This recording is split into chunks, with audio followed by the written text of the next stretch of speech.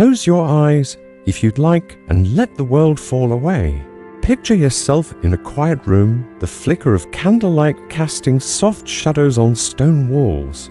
The air carries the faint scent of wax and old parchment, and there's a stillness, a gentle hum of history waiting to unfold.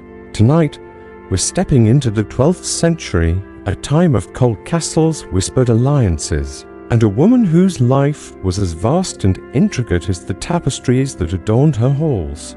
This is the story of Eleanor of Aquitaine, Duchess, Queen, Crusader, and Mother of Kings.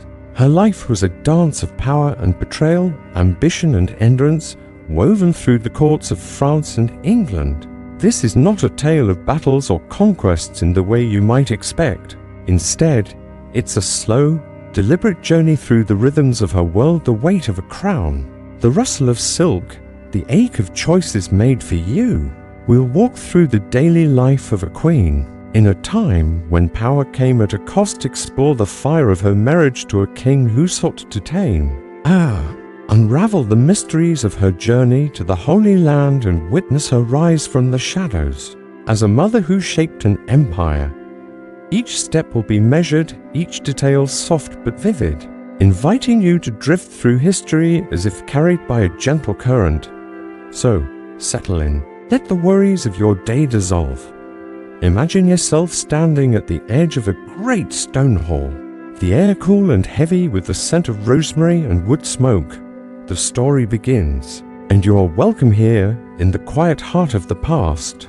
Imagine yourself standing in a high-ceilinged hall, the air cool and heavy with the scent of beeswax and old stone. It is the year 1137, and you are Eleanor, barely 15, the newly crowned Duchess of Aquitaine. The weight of your title presses against you, as tangible as the heavy velvet gown that brushes the rush-strewn floor. The room hums with quiet activity, servants moving like shadows, their footsteps soft, their eyes averted. Candles flicker in iron sconces, casting a warm glow that dances across tapestries woven with scenes of hunts and feasts. You are powerful, the heiress to a duchy richer than many kingdoms, its lands stretching across vineyards and rivers, from Poitiers to the shimmering coast of Bordeaux. But this power is a double-edged sword, and you feel its edge keenly, even at this tender age. The morning begins early, before the first light creeps through the narrow windows. A servant brings a basin of water, its surface steaming faintly in the chill air. You dip your hands, the warmth of fleeting comfort, and wash your face, catching the faint scent of lavender woven into the cloth. Your hair is combed and braided, each strand pinned with silver that glints like starlight. Every gesture is deliberate, every moment watched. You are not just a girl, you are a symbol, a prize, a key to alliances that will shape the future of nations. The courtiers who bow to you in the hall, their silks rustling, wear smiles that do not reach their eyes. Their whispers follow you, soft as the wind but sharp with intent. The clergy in their dark robes murmur prayers in Latin, their voices a low drone that fills the air like incense. You are never alone, yet the loneliness is a constant companion.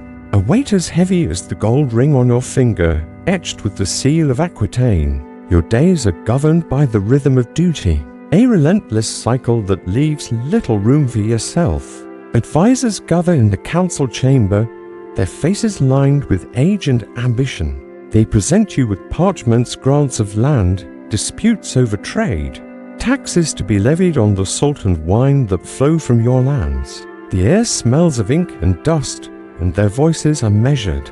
But you hear the undercurrent of calculation. You are young, but you are not naive. Your father, Duke William X, is gone, his death a sudden wound that left you as the sole heir. You sit at the head of the table, your hands folded, your voice steady as you ask questions they do not expect.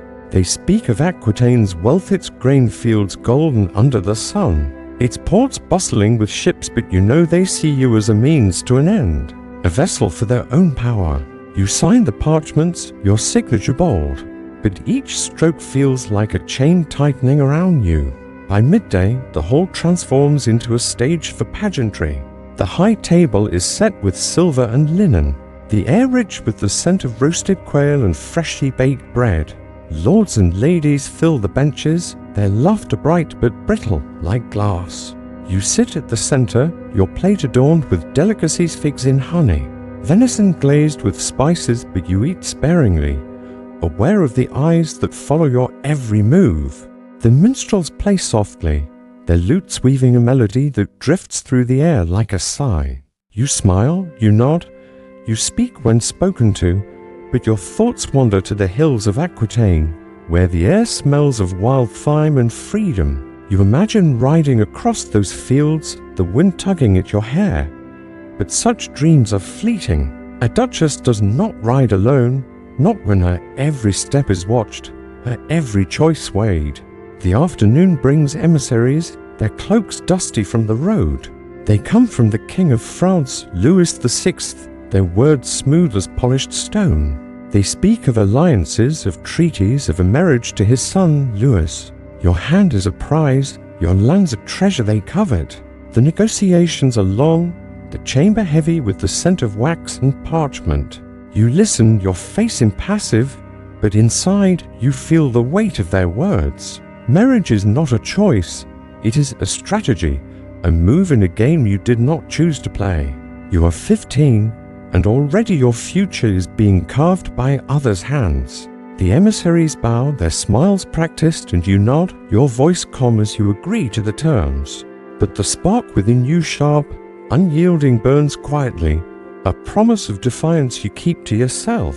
The journey to Paris is a blur of dust and motion. You travel in a litter, its curtains drawn to shield you from the sun and the curious stares of villagers.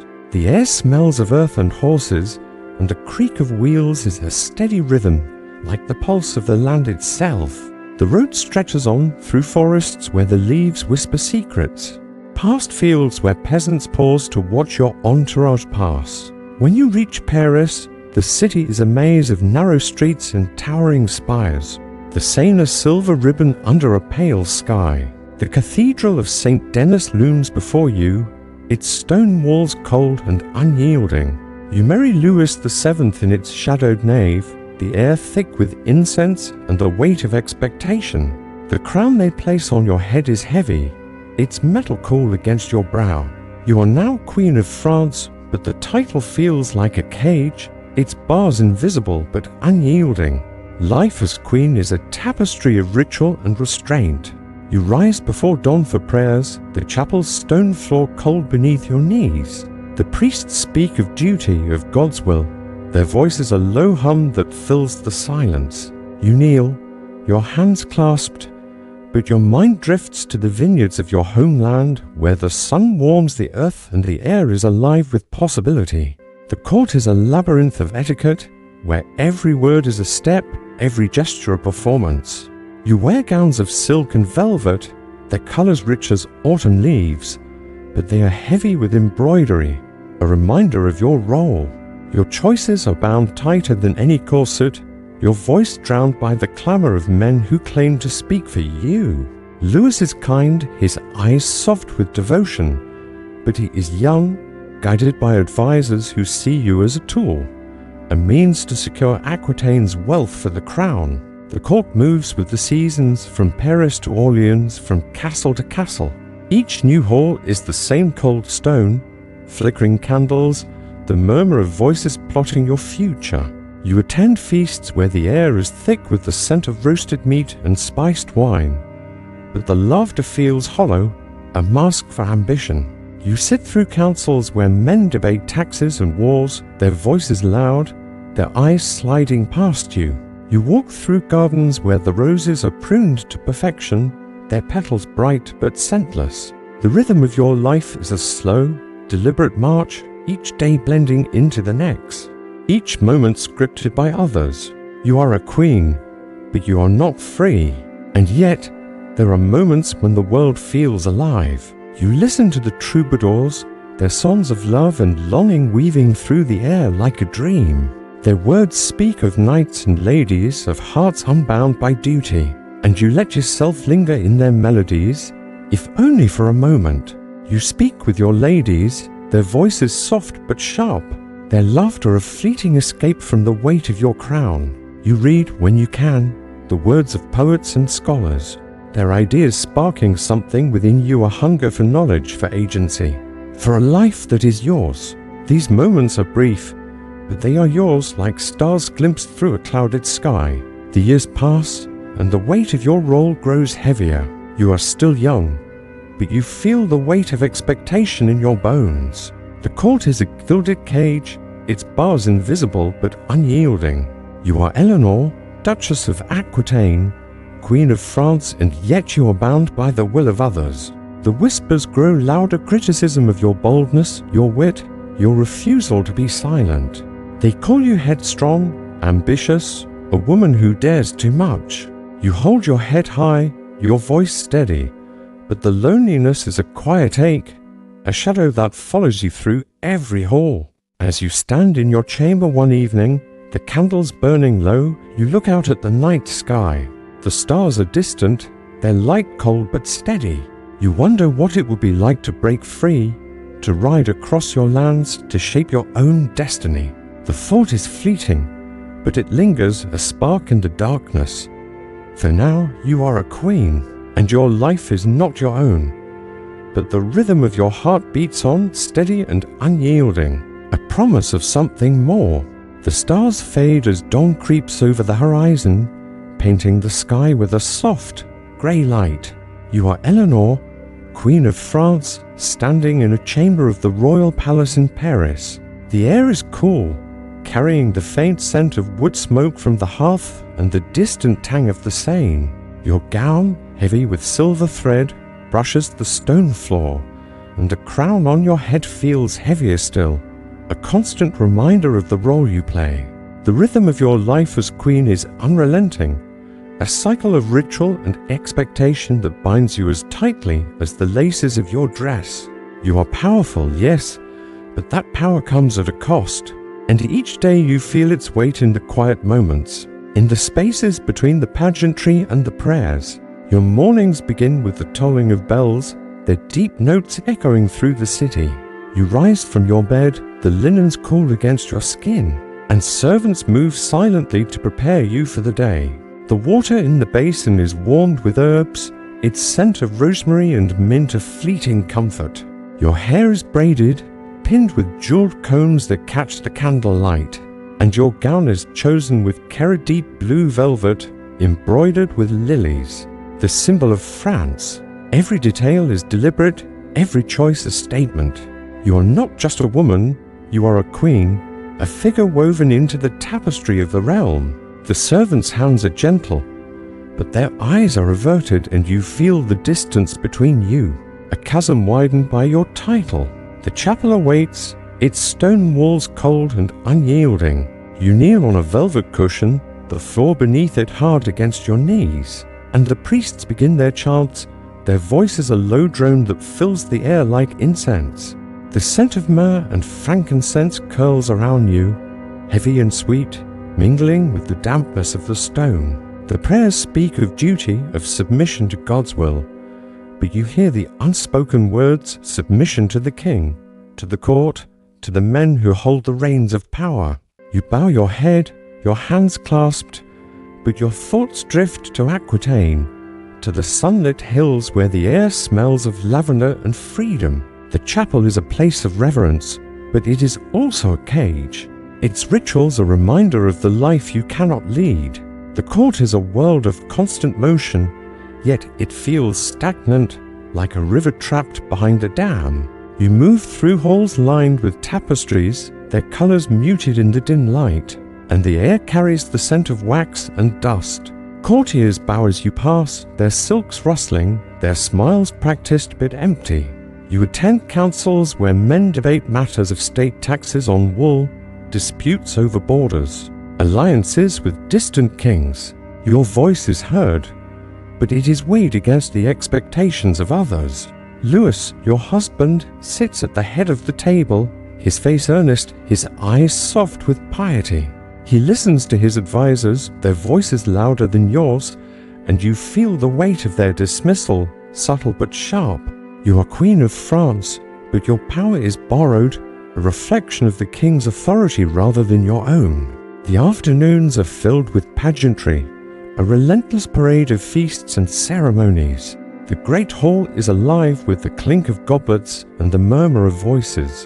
The air thick with the scent of roasted venison and spiced wine. You sit at the high table, surrounded by lords and ladies whose laughter is bright but brittle, like glass about to shatter. The minstrels play, their lutes and harps weaving melodies that drift through the hall like a breeze. But the music feels distant, a reminder of the songs of Aquitaine, where troubadours sang of love and longing. You eat sparingly, aware of the eyes that watch you, judging your every gesture. The food is rich quail stuffed with herbs, bread dusted with saffron, but it tastes of obligation. Each bite a reminder of the role you play. When the call comes for the second crusade, you feel a spark of something, hope perhaps, or defiance. Louis, driven by his faith, vows to march to the Holy Land to reclaim Jerusalem for Christendom. The court buzzes with excitement, but you hear the whispers of doubt, the murmurs of those who question the wisdom of such a journey. You insist on joining him, a decision that sends ripples through the palace. The advisors frown, the clergy mutter, but you stand firm. You are not just a queen, you are a duchess, a woman who has ridden horses and read poetry, who knows the weight of power. The preparations are endless armor fitted, banners sewn, provisions gathered. The air smells of leather and iron, and the rhythm of your life shifts, quickening with the promise of purpose. The journey to the Holy Land is grueling, a test of endurance that strips away the comforts of the court. You travel with your retinue, your banner fluttering in the wind, a symbol of Aquitaine's strength. The roads are rough, rutted by carts and hoofs, and the air is thick with dust that clings to your skin. You wear armor, lighter than a man's but heavy nonetheless, its metal warm against your body. The heat of Anatolia presses against you, relentless and unyielding, and the horizon shimmers with mirages that promise relief but deliver none. You ride at the head of your troops, your posture straight, your eyes fixed on the path ahead.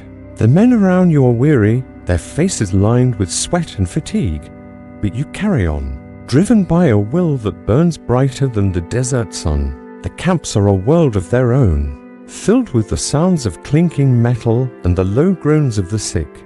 The air smells of sweat and smoke, and the nights are cold, the stars sharp against the black sky.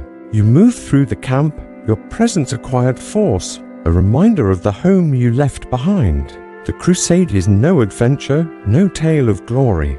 It is a march through hardship where every step is a struggle, every victory fleeting. The battles are distant, their sounds muffled by the wind, but their aftermath lingers, a field strewn with the fallen, a tableau of lives cut short.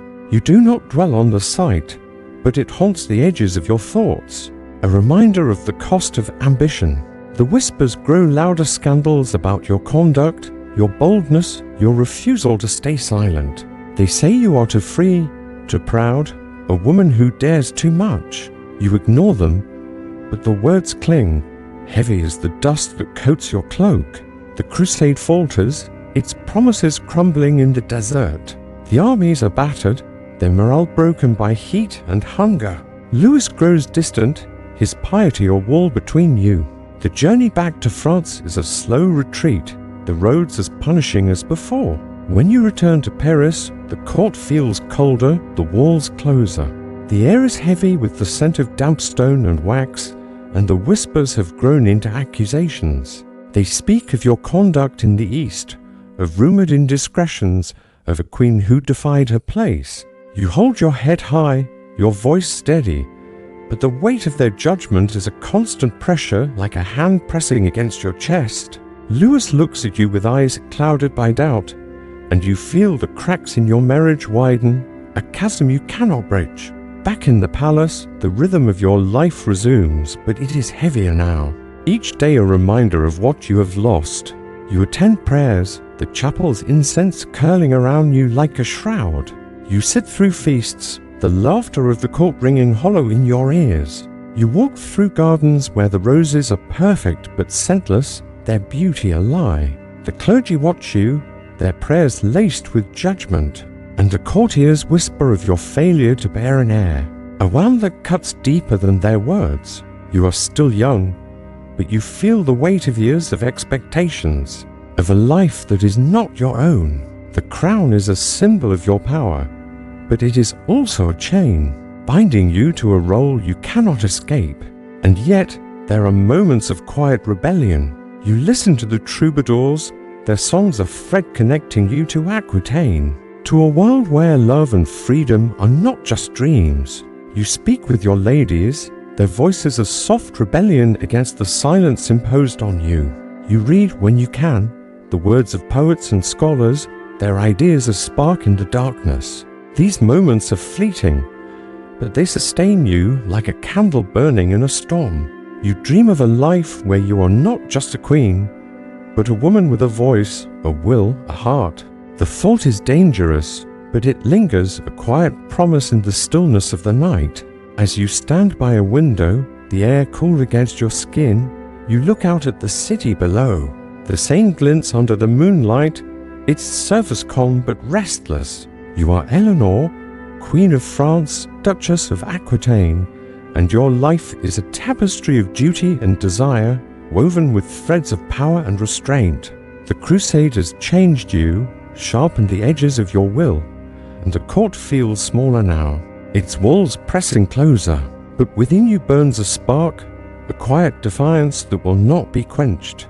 The rhythm of your life is dictated by others, but your heart beats to its own tune, steady and unyielding, a promise of what is to come. As the days stretch on, you begin to hear whispers of change, of a new alliance, a new path. The court of France is a cage, but beyond its walls lies a world of possibility. You think of Henry Plantagenet, a young man with fire in his veins, whose ambition matches your own. The thought is a seed, small but potent, planted in the quiet corners of your mind. For now, you are bound by the crown, by the court, by the expectations of others. But the rhythm of your life is shifting, and you feel it like the first stirrings of a distant storm. The air in the palace at Paris carries the faint scent of wax and damp stone, a reminder of the life you've led as Queen of France. But now, as you stand at the threshold of a new chapter, the weight of the crown feels different, less like a chain, more like a key. You are Eleanor, Duchess of Aquitaine, and the rhythm of your life is shifting. The whispers of the court, once sharp with judgment, now hum with possibility.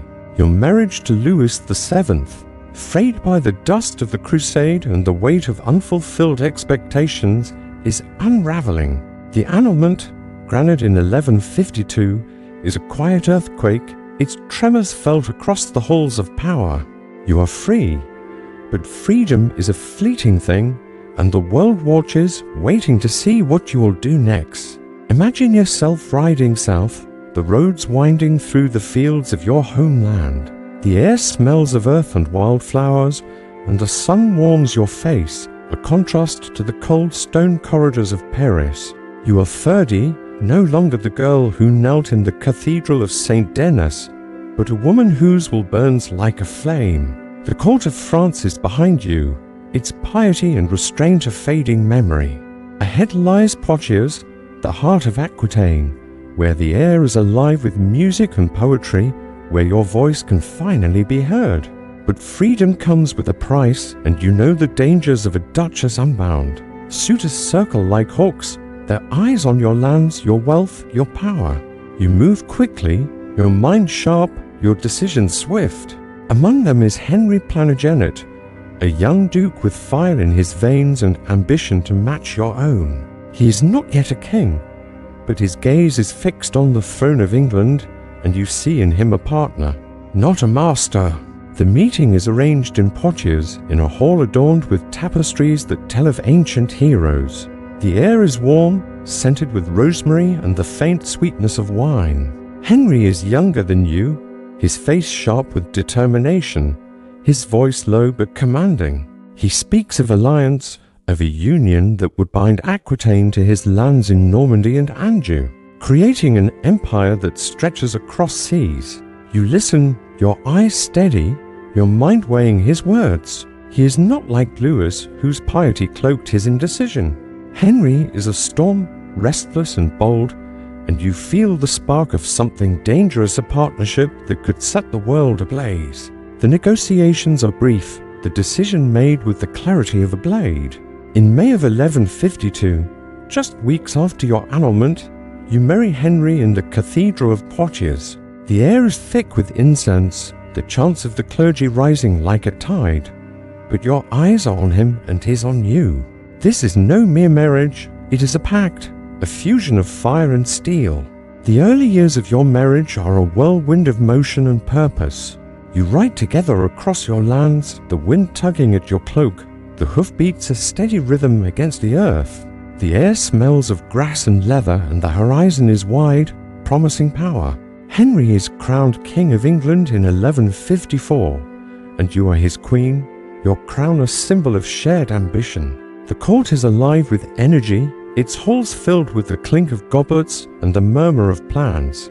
You move between England and Aquitaine, your days a tapestry of councils and feasts, of charters signed and alliances forged. The air in the great hall is rich with the scent of roasted meat and beeswax, and the minstrels play songs of chivalry, their melodies weaving through the laughter of lords and ladies. You are not just a queen, you are a partner, your voice heard in matters of state, your counsel sought in matters of war. Your days are long, filled with the work of ruling an empire. In London, the air is thick with the smoke of hearths and the tang of the Thames. You sit beside Henry in the council chamber. Your presence acquired force as barons debate taxes and borders. In Poitiers, you hold court in a hall of gold and stone, where the air smells of lavender and the songs of troubadours fill the evening. You bear children: William, Henry, Matilda, Richard, Geoffrey, Eleanor, Joanna. John, their cries echoing through the stone corridors.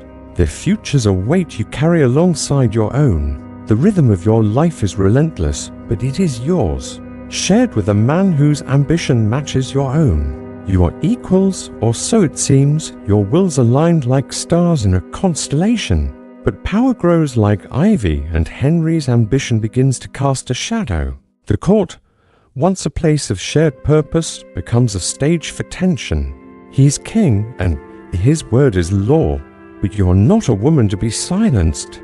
You speak your mind, your voice sharp but measured, and he listens, but his eyes grow distant. The air in the royal chambers is heavy, not with incense, but with unspoken words.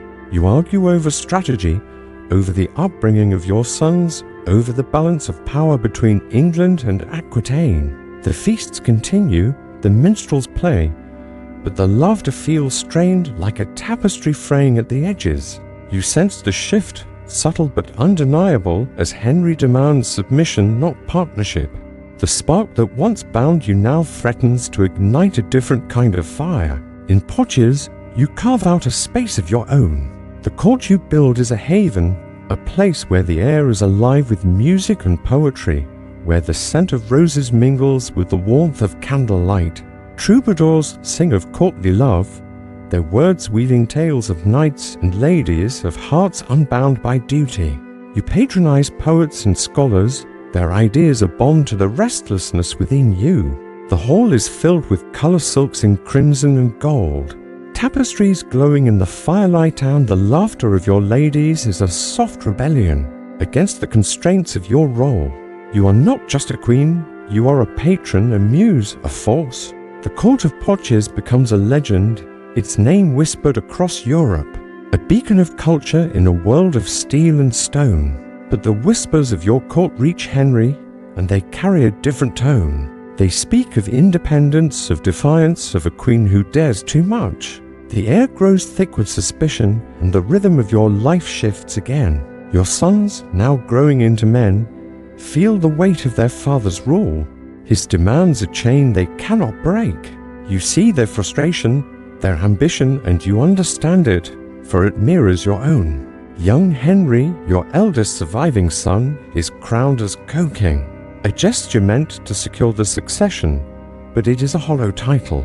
His power curtailed by his father. Richard, your favorite, burns with a fire that reminds you of yourself, his eyes fixed on Aquitaine. Geoffrey and John, too, chafe under Henry's control, their voices rising in quiet dissent. The rebellion begins in whispers, in shadowed corners of the court. You listen as your sons speak of freedom, of a kingdom where their voices are heard. The air is heavy with the scent of wax and intrigue, and you feel the weight of their words. You are their mother, their ally, their guide. You support their cause, not with swords, but with words, with strategies woven in the quiet of your chambers. The court of Poitiers becomes a hub of resistance, its songs masking the plans that take shape in the firelight. You write letters, sealed with wax, their contents a careful dance of loyalty and defiance. The rhythm of your life is no longer just a queen's, it is a conspirator's, each step measured, each choice a risk. Henry's fury, when it comes, is swift and unyielding. The rebellion of 1173 is a storm, its winds tearing through the fragile peace of the court. Your sons rise against their father, their banners raised in the fields of Normandy and Anjou. You stand with them, your heart steady, your will unbroken. But the king is a force of nature, his armies relentless, his wrath a fire that consumes all in its path. The rebellion falters, its promises crumbling like the walls of a besieged castle. You are arrested, your freedom stripped away in a moment. The air in the chamber where you are held is cold, the stone walls bare. The scent of damp earth a reminder of your confinement. You are taken to England, to a castle far from the sunlit halls of Poitiers, and the world grows quiet around you. The days of your imprisonment are long, each one blending into the next. The air smells of mildew and straw, and the light that filters through the narrow windows is pale and thin. You are allowed books, sometimes their pages of fleeting escape, and you hear the distant sounds of the castle servants' footsteps, the clank of guards' armor. The rhythm of your life is slow now, a steady pulse of waiting. You are no longer a queen in the eyes of the court, but a prisoner, your name whispered with caution, yet within you the spark remains, a quiet defiance that burns in the silence. You think of your sons, of the empire you helped build, of the life that waits beyond these walls. The world may have forgotten you, but you have not forgotten yourself. As you sit by the window, the air cool against your skin, you trace the lines of your life, the girl who became a duchess, the queen who rode to the Holy Land, the woman who dared to love a king and defy him. The court of Poitiers is a memory now, its songs a distant echo, but its spirit lives within you.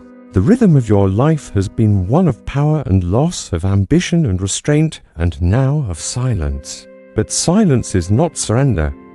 It is a strategy, a quiet act of war, and you are Eleanor, a woman whose will cannot be broken. The stone walls of your chamber in Chinon Castle are cold to the touch, the air heavy with the scent of damp straw and faint traces of wood smoke. You are Eleanor, once Queen of France, now Queen of England, but here in this shadowed room, you are a prisoner. The year is 1174, and the rebellion of your sons against their father, Henry II, has crumbled like ash in the wind. The world outside moves on, courts convene, banners fly. The rhythm of the realm continues, but within these walls, time is a slow, deliberate pulse. The candles burn low, their light casting flickering shadows across the bare stone, and the silence is a weight, pressing against you like the heavy wool of your cloak. Yet, within this silence, your mind is alive, tracing the threads of a life that led you here, to this moment of confinement, where your dignity is your only armor. The years of your marriage to Henry were a tapestry of fire and ambition, woven with moments of unity and frayed by the slow unraveling of trust. You think back to those early days, when the air was alive with possibility. The great hall in Westminster, its beams dark with age, echoed with the clink of goblets and the laughter of lords.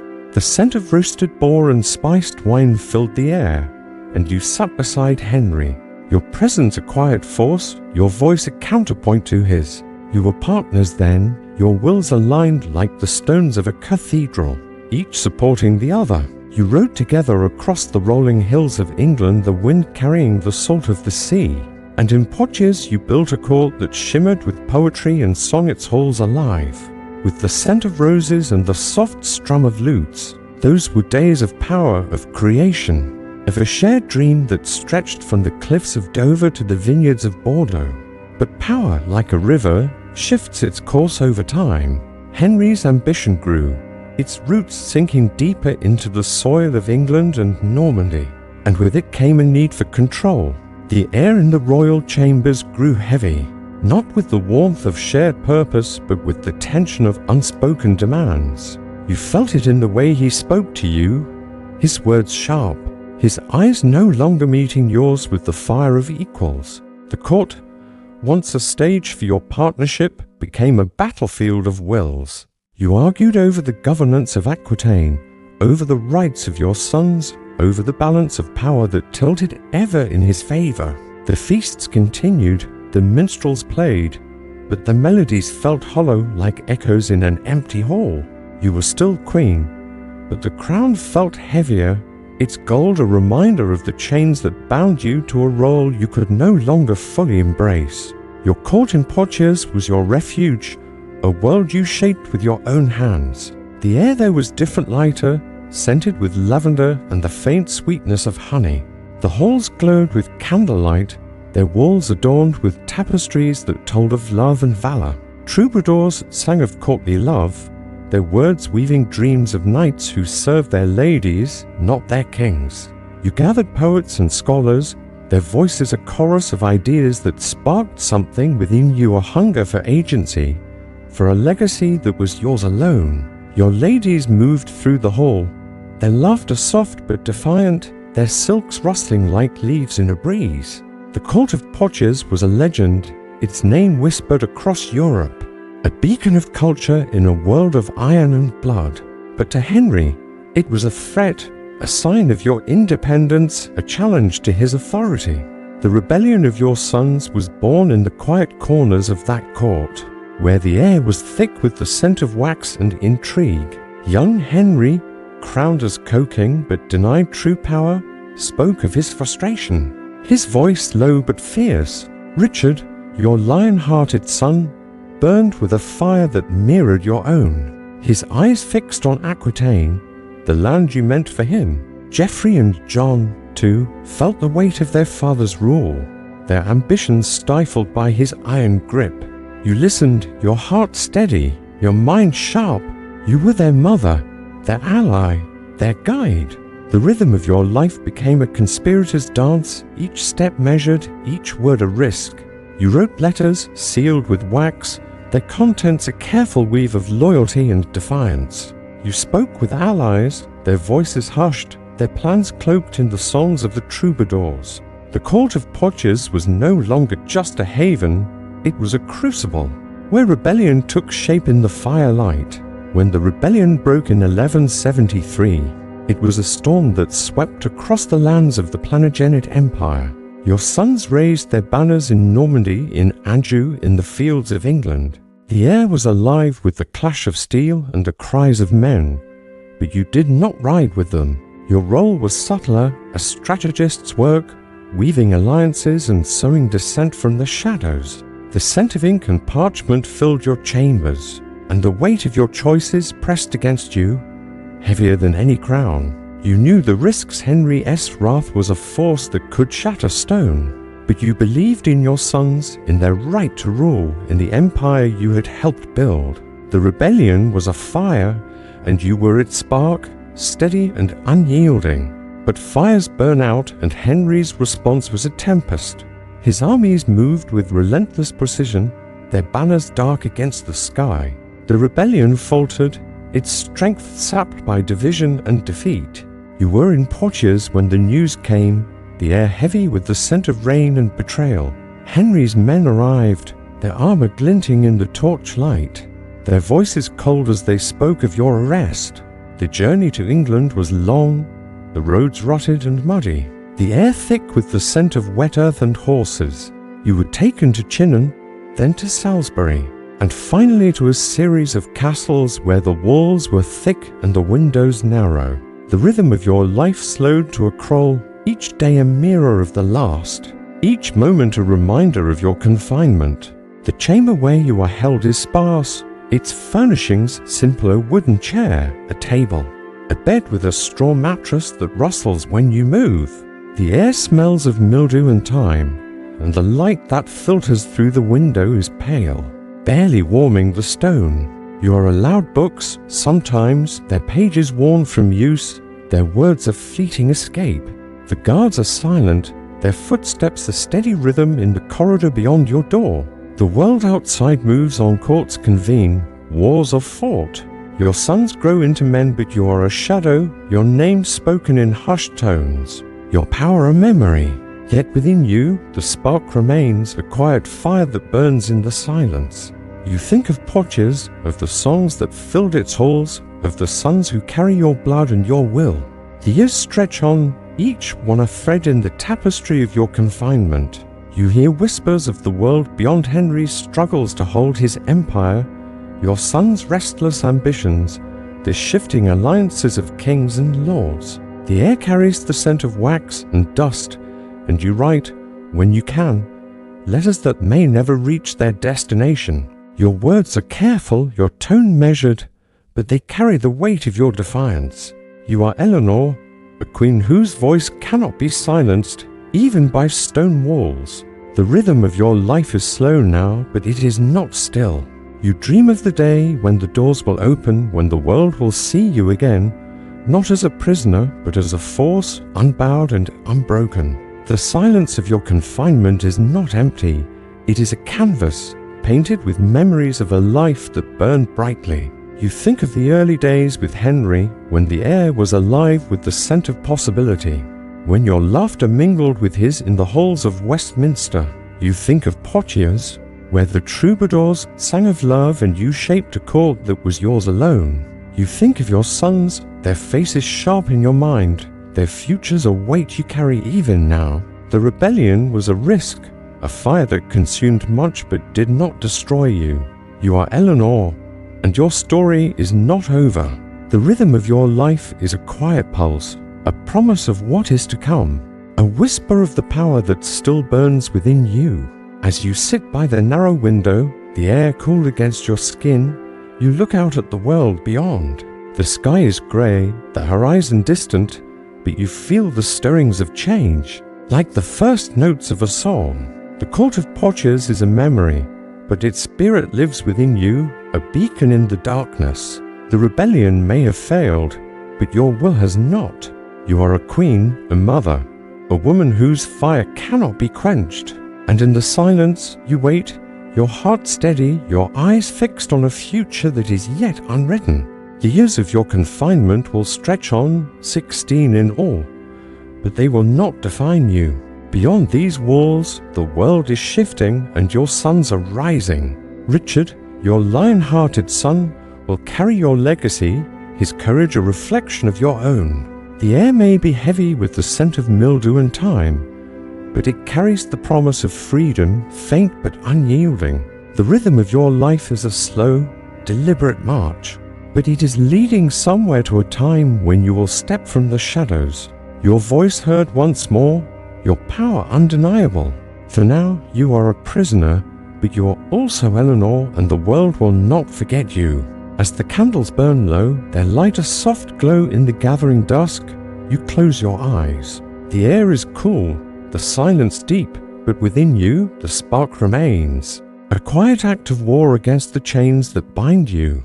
The story of your marriage to Henry, of fire and treason, is a chapter, not an end. And as the world turns, you wait, your heart beating to the rhythm of a life that is far from over.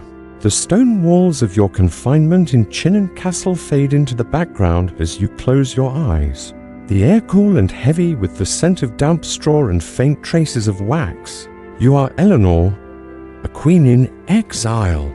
Your name a whisper on the lips of those who speak of power and rebellion. The silence of your chamber is a canvas and your mind paints it with memories of a time when you were not bound by these walls, a time when you rode across burning sands. Your banner high, your will as unyielding as the desert sun. The second crusade, a journey that lingers in your thoughts like a half-forgotten song, was a chapter of your life that shaped you, broke you, and made you a legend. It was a time of dust and heat, of piety and scandal, of a queen who dared to step into a manless war, and emerged as something more, a figure woven into the tapestry of history, her story blurred by myth and truth.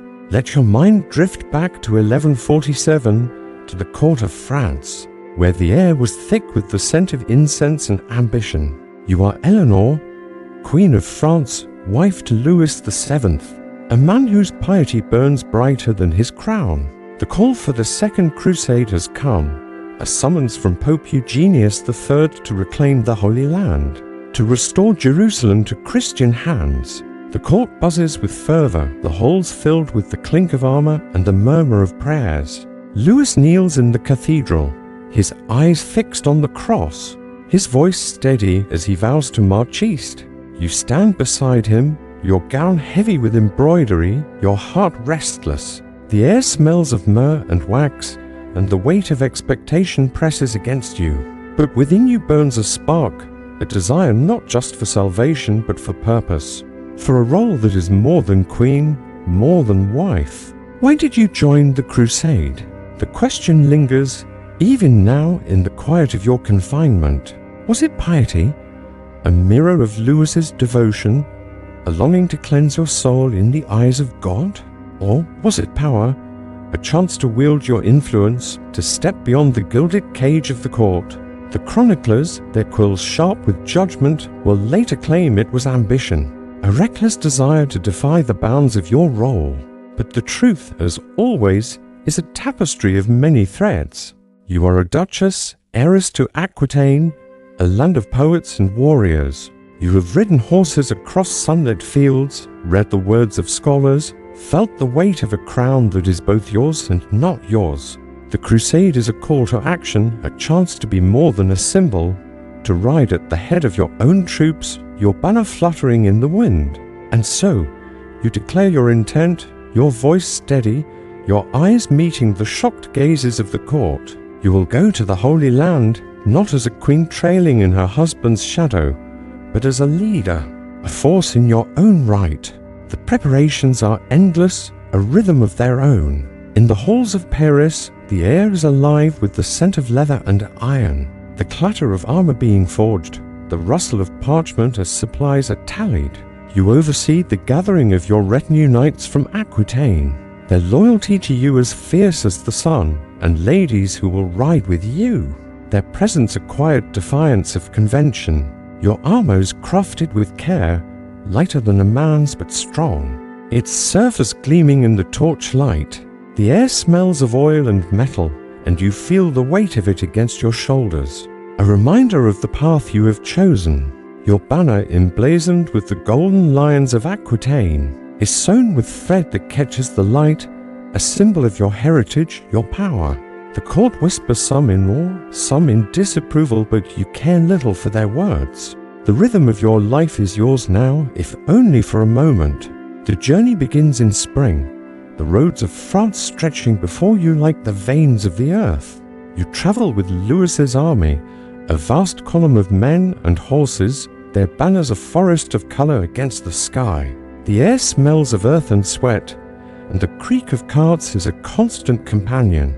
You ride at the head of your own contingent, your posture straight, your eyes fixed on the horizon. The fields give way to forests, then to mountains, the air growing cooler, then warmer as you move south.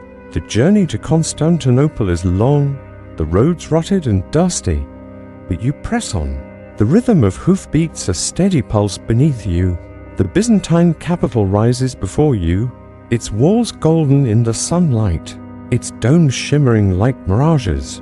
The air is thick with the scent of spices and salt, and the court of Emperor Manuel I is a world of opulence, its halls filled with mosaics that gleam like jewels. You are received with ceremony, your presence a curiosity, a queen who rides like a knight. But the journey to the Holy Land is no pageant. The roads of Anatolia are harsh, the air heavy with heat and dust.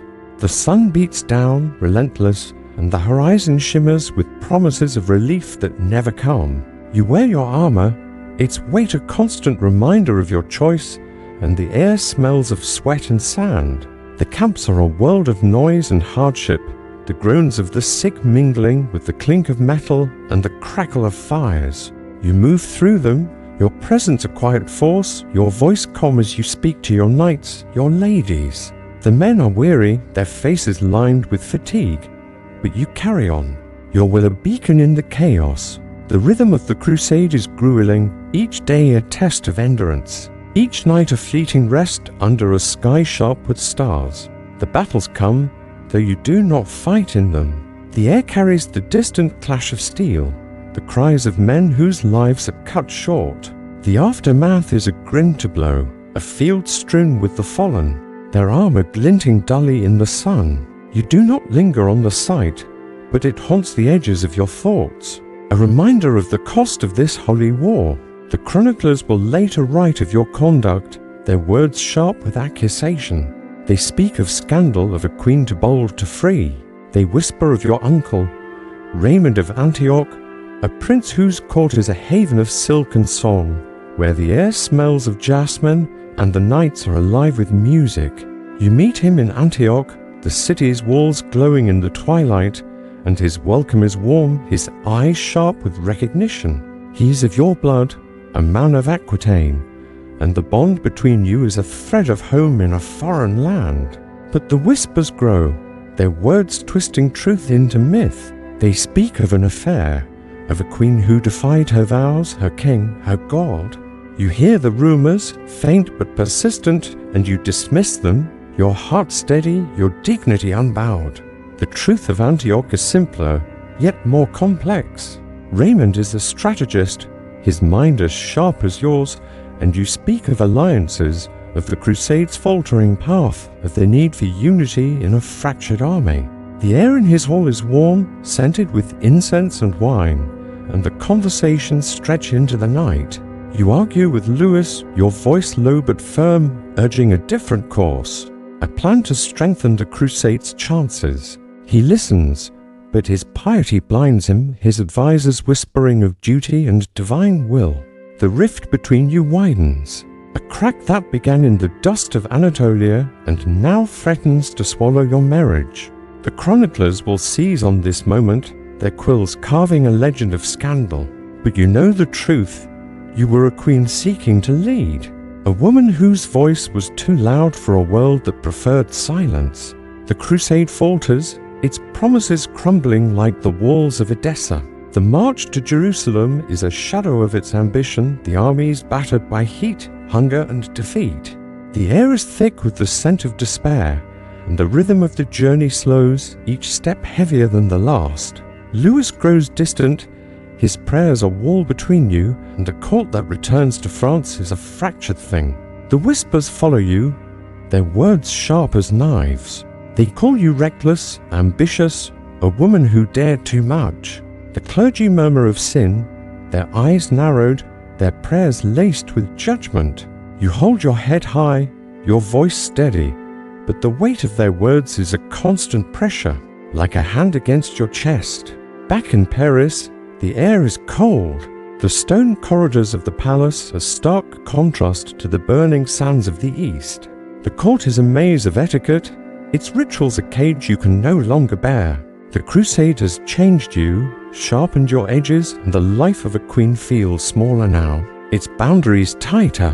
You think of Raymond, of the nights in Antioch when the air was alive with possibility, when your voice was heard, if only for a moment. You think of the desert, its heat a crucible that forged you anew. The chroniclers will write of scandal, but you know the truth. You were a queen out of place, a woman whose ambition was a flame that burned too brightly for the world to contain. The failure of the crusade is a shadow that lingers, its weight felt in the halls of Paris, in the silence between you and Louis. Your marriage, already strained, cracks under the pressure, and the whispers of annulment begin to surface, soft but persistent.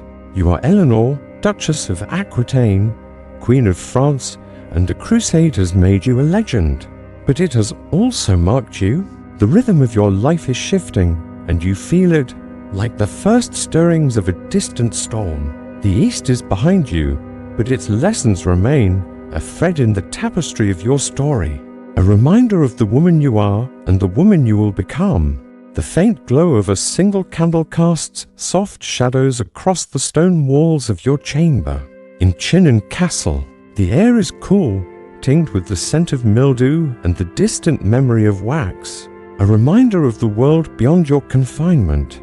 You are Eleanor, a queen whose name echoes through the ages, a woman whose life is a tapestry woven with threads of ambition, defiance, and loss.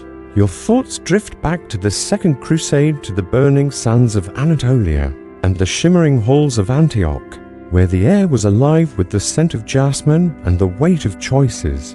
That would shape your legend. The crusade was a crucible, a moment when you stepped beyond the boundaries of your role, and the world took notice, some in awe, others in judgment. The whispers of scandal, the myths that grew like vines, still linger in your mind, their roots deep in the dust of the East. The journey to the Holy Land is a memory that unfolds slowly, like a scroll unrolled in the quiet of your confinement. You remember the road to Antioch, the air thick with heat and dust, the horizon shimmering with promises that faded like mirages. You were Eleanor, Queen of France, riding at the head of your Aquitanian knights, your banner a splash of gold against the endless blue of the sky. The armor you wore was light but unyielding, its metal warm against your skin, a symbol of your resolve. The rhythm of the crusade was relentless days of marching under a sun that burned without mercy, nights spent in camps where the air smelled of smoke and sweat, and the stars above were sharp and cold. You moved through the camps, your presence acquired force, your voice calm but firm as you spoke to your men, your ladies, your allies. The crusade was a man's war, but you were no mere observer. You were a queen, a leader, a woman who dared to claim her place. Antioch was a turning point, a city where the air was alive with the scent of spices and the murmur of a court. That felt like home. The walls glowed in the twilight, their stones warm from the day's heat, and the halls of Prince Raymond, your uncle, were a haven of silk and song. Raymond was a man of Aquitaine, his eyes sharp with the same fire that burned in you, his voice carrying the cadence of your homeland. The air in his court was rich with the scent of wine and incense, and the nights were filled with music, the lutes and voices weaving tales of love and valor. You spoke with him for hours, your words a dance of strategy and memory, of plans for the crusade and dreams of a stronger alliance. He was your kin, a mirror of your own ambition, and in his presence, you felt the weight of the crown lift, if only for a moment. But the world was watching, and the whispers began. The chroniclers, their quills dipped in ink and judgment, saw scandal in your laughter, in your boldness, in the hours spent with Raymond. They wrote of an affair, their words twisting truth into myth, painting you as a queen who defied her vows, her king, her god. The air in Antioch was warm, but the rumors were cold, their edges sharp as they spread through the camps. You heard them, faint but persistent, carried on the wind like dust. They spoke of a queen to free, to proud, a woman who rode in armor and spoke with the authority of a man. You dismissed them, your heart steady, your dignity a shield. The truth was simpler, yet more complex. You were a queen seeking to shape the crusade, to strengthen its faltering path, to wield your influence in a world that sought to silence you. Your disagreements with Louis grew sharper in Antioch, the air between you heavy with unspoken words. He was driven by piety, his eyes fixed on Jerusalem, his heart bound to the cross. You saw the crusade differently, not just a holy war, but a chance to secure alliances, to protect your lands, to assert your voice. You argued for a different course, your voice low but unyielding, urging Louis to support Raymond's plans, to strengthen the Christian holds in the East. The air in the council chamber was thick with the scent of wax and tension, and Louis's advisors watched you with narrowed eyes, their murmurs laced with disapproval. They saw a queen who spoke too freely, who dared too much. Lewis listened, but his faith was a wall, his decisions guided by men who saw you as a threat. The rift between you widened, a crack that began in the dust of Anatolia and now threatened to break your marriage apart. The crusade pressed on, its rhythm faltering like a song losing its melody. The march to Jerusalem was a shadow of its ambition, the armies weary, their numbers thinned by heat and battle. The air smelled of despair, of dust and blood, and the fields you passed were marked by the fallen, their armor glinting dully in the sun. You did not linger on the sight, but it lingered in you, a weight that pressed against your thoughts. The crusade was a failure, its promises crumbling like the walls of Edessa, and a journey back to France was a slow retreat, the roads as punishing as before. The air was heavy with the scent of salt and exhaustion, and the rhythm of your life shifted, each step heavier than the last. Lewis grew distant, his prayers a barrier you could not breach, and the court that greeted you in Paris was colder, its halls echoing with the whispers of scandal. The chroniclers seized on your story, their words carving a legend that was both truth and fiction. They wrote of a queen who rode to the Holy Land, her armor gleaming, her banner high. They wrote of Antioch, of a woman who defied her place, whose ambition was a flame that burned too brightly. They called you reckless, dangerous, a queen who stepped beyond the bounds of her role. But they did not see the truth. You were a leader, a strategist, a woman whose voice was a force in a world that preferred silence. The crusade was a crucible, and it forged you anew, sharpening your edges, hardening your resolve. You were Eleanor, Duchess of Aquitaine, Queen of France, and the East had changed you, not with scandal, but with clarity. Back in Paris, the air was thick with the scent of damp stone and wax, and the court was a maze of judgment. The clergy watched you, their prayers laced with accusations, their eyes sharp with disapproval. They spoke of your failure to bear an heir, of your boldness in the East, of a queen who dared too much. The whispers grew louder, their words a weight that pressed against you like the heavy velvet of your gown. Lewis was distant, his piety a wall that grew higher with each passing day. The annulment, when it came in 1152, was a quiet act, its ripples felt across the courts of Europe. The air in the cathedral where it was pronounced was heavy with incense. The chants of the clergy a low drone that marked the end of your time as Queen of France. You left Paris, the city's spires fading behind you, and returned to Aquitaine, the air alive with the scent of wildflowers and freedom. But the Crusade's legacy lingered, its myths woven into the fabric of your story.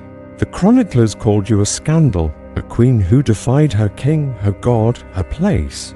They wrote of raiment of knights in Antioch where the air was warm with wine and song. But they did not see the truth.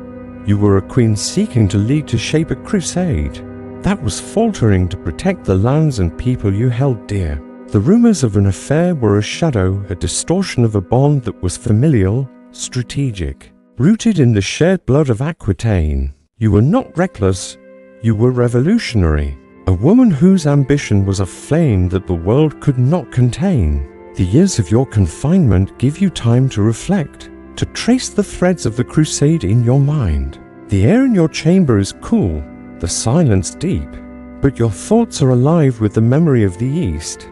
You see the sands of Anatolia, the walls of Antioch, the faces of the men and women who rode with you. You hear the songs of the troubadours, their melodies a thread connecting you to the court you left behind. The crusade was a failure, but it was also a beginning, a moment when you stepped beyond the boundaries of your role and became something more. The chroniclers may write of scandal, but you know the truth.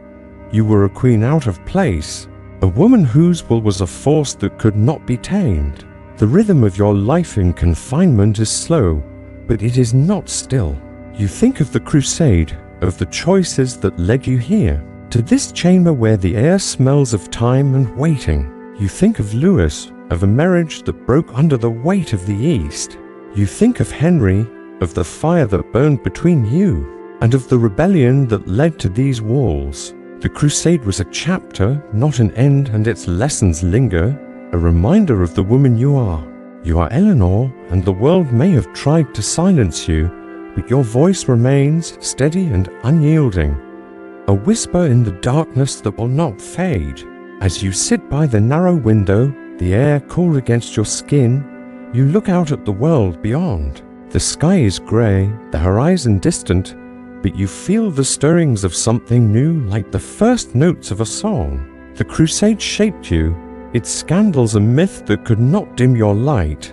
The rhythm of your life is a quiet pulse, but it is leading somewhere to a time when you will step from these walls, your power undeniable, your legacy a flame that burns through the ages. The candlelight in your chamber flickers softly, casting a warm glow across the stone walls of Fontevraud Abbey. The air is cool, scented with the faint musk of old parchment and the distant sweetness of herbs from the cloister. Gardens. You are Eleanor, no longer confined by the cold walls of Chinon or Salisbury, but a queen mother in your 60s, your hair streaked with silver, your eyes sharp with the wisdom of a life lived boldly. The years of imprisonment are behind you, a chapter closed with the death of Henry II in 1189. The world has shifted, and you have emerged from the shadows, not as a prisoner, but as a force, steady and unyielding, shaping the destiny of an empire. The rhythm of your life is slower now, but it is no less powerful, a quiet current that flows through the halls of power, from the stormy coasts of England to the sunlit fields of Aquitaine. Imagine yourself standing in the great hall of Westminster, the air heavy with the scent of wood smoke and wax. It is 1189, and your son, Richard, has been crowned King of England. His presence as fierce as the lion that will become his name. The hall is alive with the murmur of courtiers, their silks rustling, their voices low with anticipation. You are no longer queen, but your influence is a thread woven through the fabric of the court. Your counsel sought, your will of force that shapes the kingdom. The years of confinement have not dimmed your fire, they have tempered it. Like steel forged in a crucible, you move through the hall, your steps measured, your gown of deep crimson a reminder of the power you still wield. The air carries the scent of roasted venison and spiced wine, and the minstrels play softly, their melodies a faint echo of the court you built in Poitiers so many years ago. The world you step into is a restless one, its rhythm marked by the clatter of armor and the rustle of parchment. Richard, your lion-hearted son, is a warrior king, his eyes fixed on the Holy Land, where the Third Crusade calls. You see yourself in him, his fire, his ambition, his refusal to be bound by convention. But you are his mother, and your role is not to ride with him, but to hold the empire together in his absence. The air in the council chamber is thick with the scent of ink and dust, and you sit at the head of the table, your voice calm, but firm as you speak of taxes, alliances, and the defense of the realm. The barons listen, their eyes wary but respectful, for you are Eleanor, the woman who outlived two kings and shaped an empire.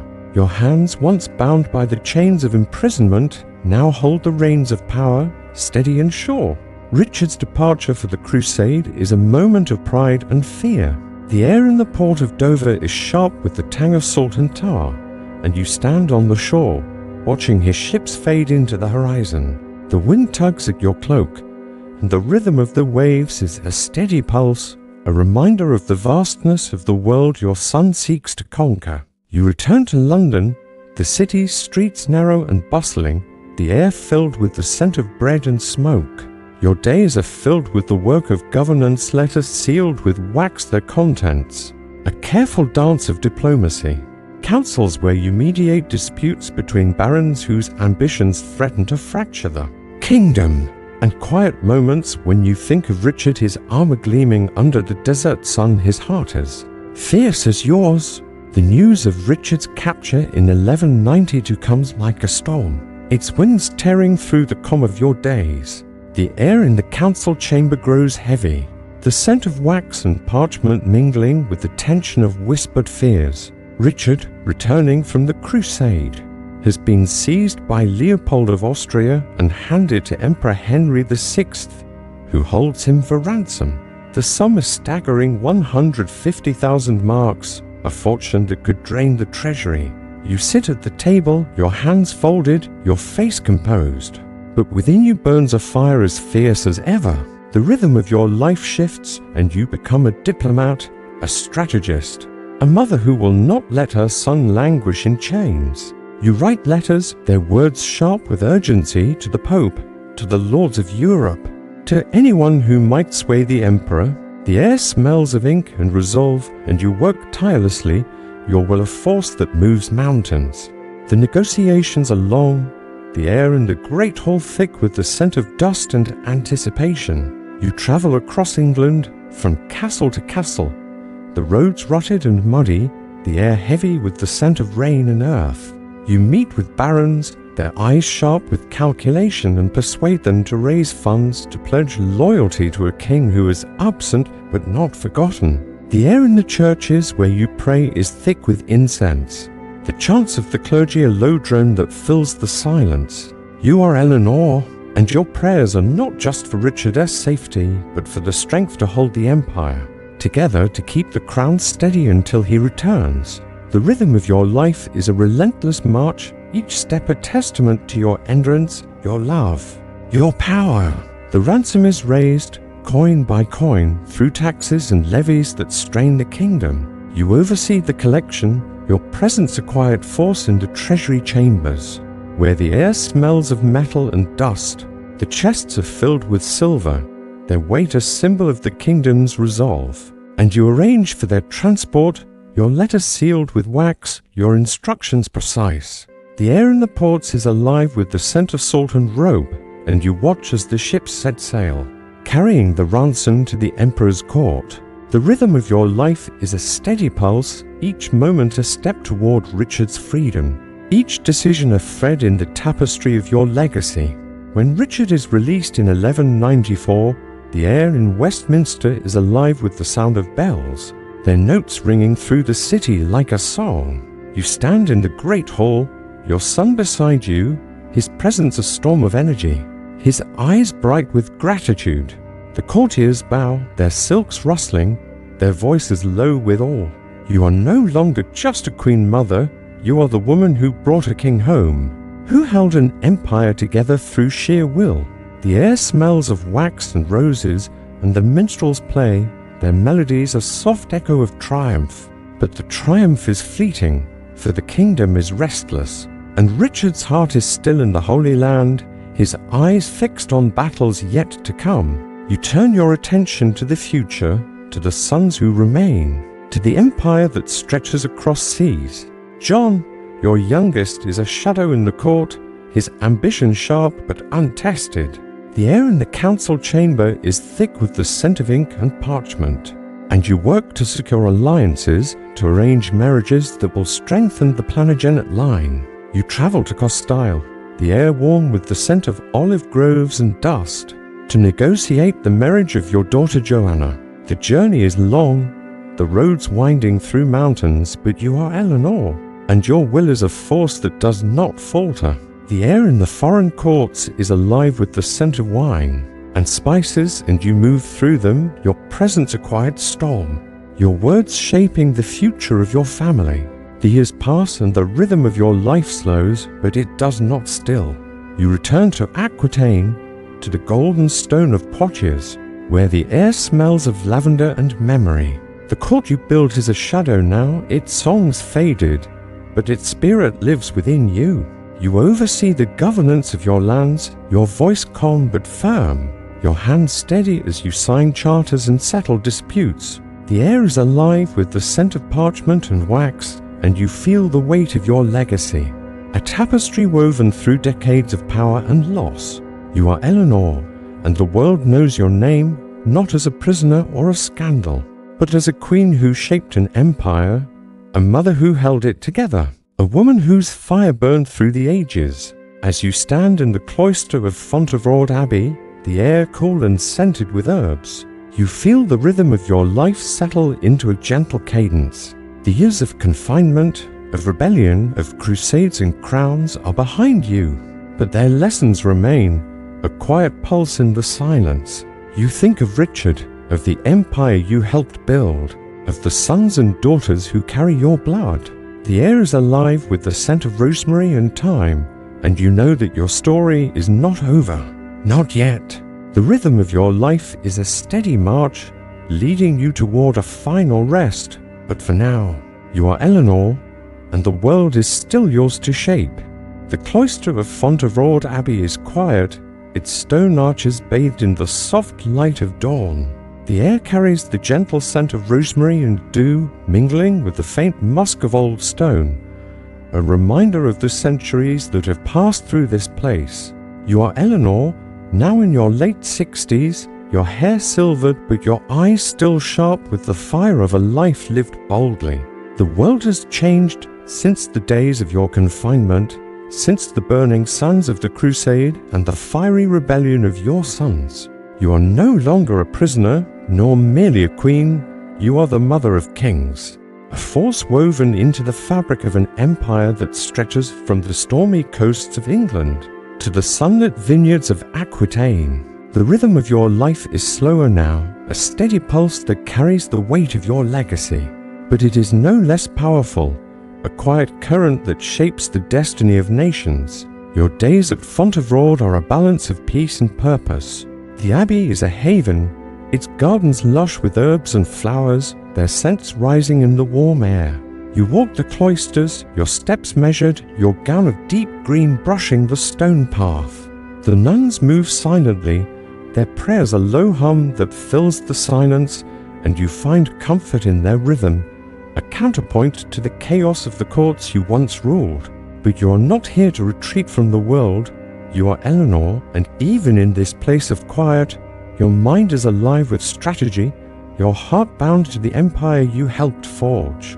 The air smells of parchment and wax, for even in the abbey, you receive letter-sealed missives from your sons, from barons, from distant courts, each one a thread in the tapestry of your influence. Richard, your lion-hearted son, is king, his presence a storm that sweeps across the lands. The air in the great hall of Westminster, where you last saw him, was alive with the scent of wood smoke and ambition, the courtiers' voices low with awe. But Richard's heart is restless, his eyes fixed on the Holy Land, where the Third Crusade still calls. His absence leaves a void, and you step into it, your will a steady hand that guides the kingdom. The air in the council chambers is thick with the scent of ink and dust, and you sit at the head of the table, your voice calm but unyielding as you speak of taxes, alliances, and the defense of the realm. The barons listen, their eyes wary but respectful, for you are the woman who brought a king home, who held an empire together through sheer resolve. The rhythm of your life is a dance of governance, each step a testament to your endurance, your wisdom, your power. But the empire is not without its shadows.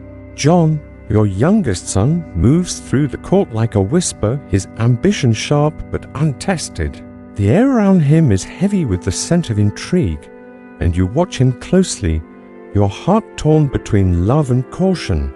You know the weight of a crown, the way it bends those who wear it, and you see in John a restlessness that mirrors your own, but without the tempering of years. The air in the council chamber grows tense when he speaks, his words sharp, his eyes darting to gauge the room. You guide him, your voice, soft but firm, urging patience, strategy, loyalty. The rhythm of your life is a mother's work, weaving the threads of your family into the fabric of the kingdom, ensuring its strength even as the winds of change gather. The news of Richard's death in 1199 comes like a blade, cutting through the calm of your days. The air in Fontevraud is heavy with the scent of wax and grief, and you stand in the chapel, the stone cold beneath your feet, as the nuns' prayers rise like smoke. Richard, your lion, was struck by an arrow at the siege of Chalice, his life fading in the spring light. The weight of his loss presses against you, a familiar ache, but you do not falter. You are Eleanor, and grief is a river you have crossed before.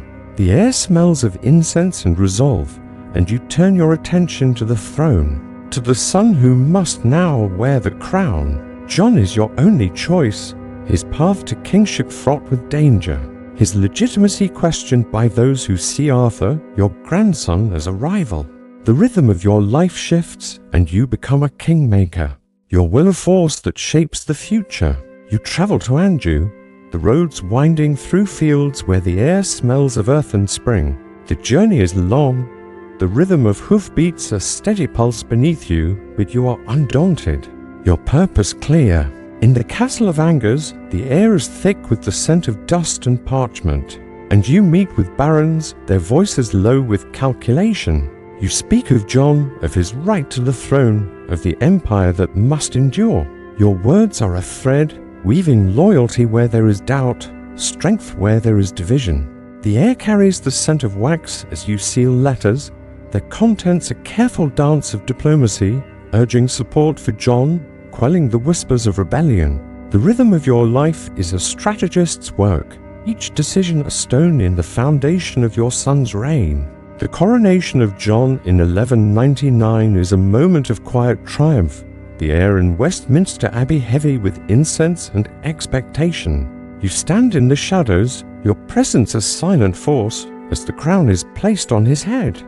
The chants of the clergy fill the air, their voices a low drone that echoes through the stone arches, and you feel the weight of your legacy, a tapestry woven through decades of power and loss.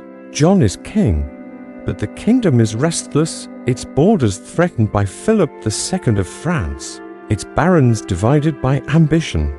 You move through the court, your gown of deep blue rustling, your voice a counterpoint to the chaos. The air smells of wax and wine, and you work tirelessly, your letters crossing seas, your counsel steadying a throne that trembles beneath its new king. The years that follow are a test of your endurance. You travel between England and Aquitaine, the roads rutted and muddy, the air heavy with the scent of rain and earth. In Poitiers, the golden stone of your court glows in the sunlight, and the air is alive with the scent of lavender and memory. You oversee the governance of your lands, your hands steady as you sign charters, settle disputes, and strengthen alliances. The air smells of parchment and resolve, and you feel the rhythm of your life pulse with purpose, a quiet force that holds the empire together. You arrange marriages for your grandchildren, their futures a thread in the tapestry of your legacy. The air in foreign courts is warm with the scent of spices and wine, and you move through them, your presence a storm of quiet power, your words shaping the future of your family. But the empire is a fragile thing, its threads fraying under the weight of John's rule. The air in the council chambers grows heavy with dissent, the barons' voices sharp with frustration. You counsel John, your voice steady, urging wisdom, patience, restraint. The air smells of ink and tension, and you write letters, their waxed seals a symbol of your resolve. You travel to Mirabeau in 1202, the air thick with the scent of dust and danger, to defend your lands against Arthur's rebellion. The siege is a blur of noise and motion, the air alive with the clash of steel and the cries of men. But you are Eleanor, and your presence is a beacon, your will a force that turns the tide. Arthur is captured, the rebellion quelled, and you return to Fontevraud, the air cool and scented with herbs, your heart heavy but unbowed. The years draw you closer to rest, and you spend more time at Fontevraud. The abbey's cloisters a haven of peace. The air is alive with the scent of rosemary and thyme, and you walk the gardens, your steps slow but deliberate. The nuns' prayers are a soft rhythm, their voices weaving through the silence, and you find comfort in their presence, a counterpoint to the storms of your life. You think of Richard, of his fire and his fall, of John, whose crown is a burden he struggles to bear. You think of your daughters, your grandchildren, the empire that carries your blood. The air smells of parchment and memory, and you write when you can. Your words a final thread in the tapestry of your story. As you stand in the cloister, the air cool against your skin, you look out at the world beyond. The sky is pale, the horizon distant, but you feel the rhythm of your life settle into a gentle cadence. You are Eleanor, Duchess of Aquitaine, mother of kings, a woman whose fire burned through the ages. The empire you helped build is a living thing. Its threads woven through the lives of your children, your grandchildren, your people. The air is alive with the scent of herbs and hope, and you know that your story is not over. Not yet.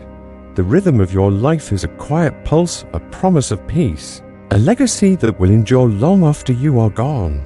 The soft glow of candlelight fades in the cloister of Fontevraud Abbey, where the air is cool and scented with the faint sweetness of rosemary and the weight of time. The stone arches stand silent, their shadows stretching across the worn paths where you, Eleanor, walked in your final years. The rhythm of your life, once a tempest of ambition, rebellion, and power, has settled into a gentle cadence, like the slow ripple of a river reaching its end.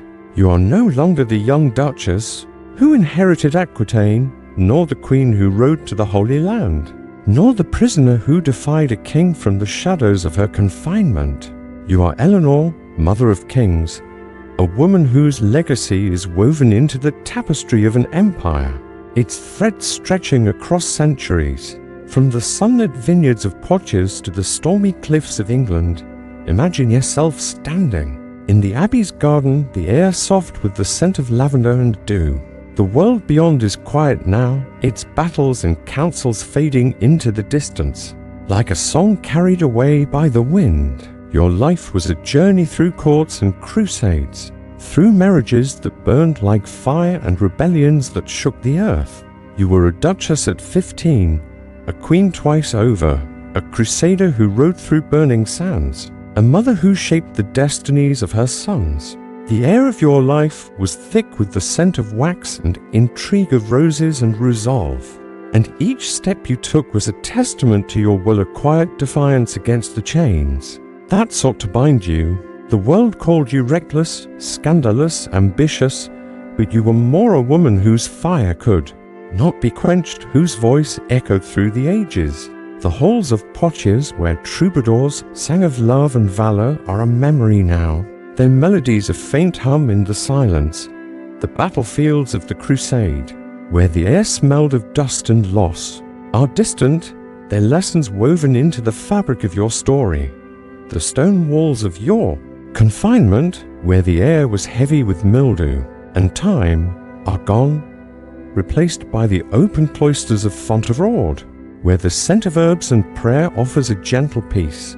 You shaped an empire, held it together through sheer will, and passed it to your sons, whose reigns carried the echo of your strength. Richard, your lion, burned brightly and fell.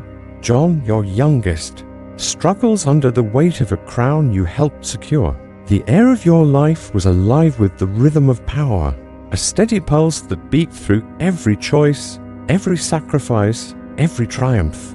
Now, as you stand in the twilight of your years, the world feels softer, its edges smoothed by time. The air is cool, the stars above faint but steady, a reminder of the nights you spent dreaming of freedom, of a life that was yours alone. Your story is not one of battles won or lost, but of endurance, of a woman who navigated a world of steel and stone with a heart that refused to bend. The chroniclers may write of scandal of a queen too bold to free, but they could not see the truth. You were a force of flame that burned through the constraints of your time, illuminating a path for those who would follow. The rhythm of your life was a song, its notes rising and falling through decades of power and loss. And now, in the quiet of Fontevraud, it finds its final verse. Close your eyes, if you'd like, and let the air of the abbey settle around you. The scent of rosemary and wax is a gentle embrace, a reminder of the past and the comfort of the present.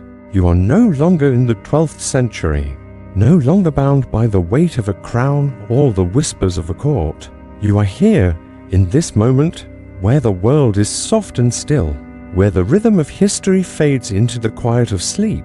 Eleanor's life was a tapestry of passion and endurance, of fire and shadow, and it invites you to rest, to let the worries of your day dissolve like mist. The stone walls of her world are gone, replaced by the warmth of your own, a place where you can drift, carried by the gentle current of her story. As you linger in this moment, consider the countless stories that history holds, each one a thread in the vast tapestry of time. If Eleanor's journey has soothed you, if the rhythm of her life has carried you toward peace, we invite you to join us for more. Subscribe to History Orbit on YouTube, where the past unfolds in whispers, each tale a lullaby to guide you into rest. Click the button, join our community, and let us carry you through the quiet corridors of history, night after night. For now, let the air grow still, the candlelight fade, and the world slip away. Sleep well, and may the rhythm of Eleanor's life linger in your dreams, a soft echo of a woman who shaped an age,